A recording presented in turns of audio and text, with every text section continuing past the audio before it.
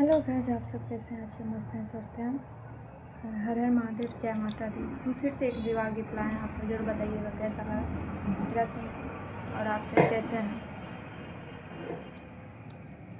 चुटकी भासी नूरा लगवले पापा, बेटी हो जइहा पराय। चुटकी भासी नूरा लगवले पापा, बेटी हो जइहे पराय। तेजतानी आँखी के पुतरिया ए पापा, हाथवा सिंदूरवा धराय। तेजतानी आँखी के पुतरिया ना हो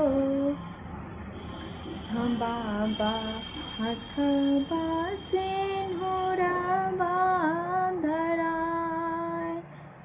सिनुरा के गुणवान जानले बाबा, करतानी बोली का हमार।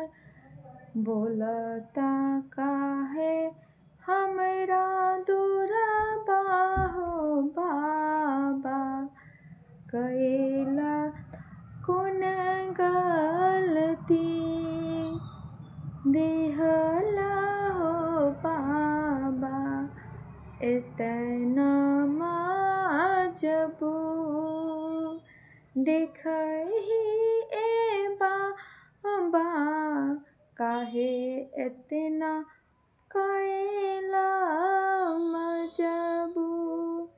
हाथवा धराई तोता हाथवा हो बाबा, हमनी के करतानी दूर। तेजतानी आँखी के पुतरिया हो बाबा, हाथवा सिंदूरवा धराय।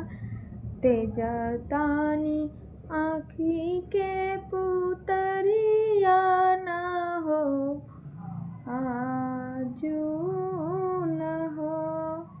तेज के रही काहे के सटबले कर जावा में हो। तेज के रहली हो पापा, काहे कर जावा सटवली। दोसरा के हाथवा धरवाही रहली, काहे सटवली हो। टुकुर टुकुर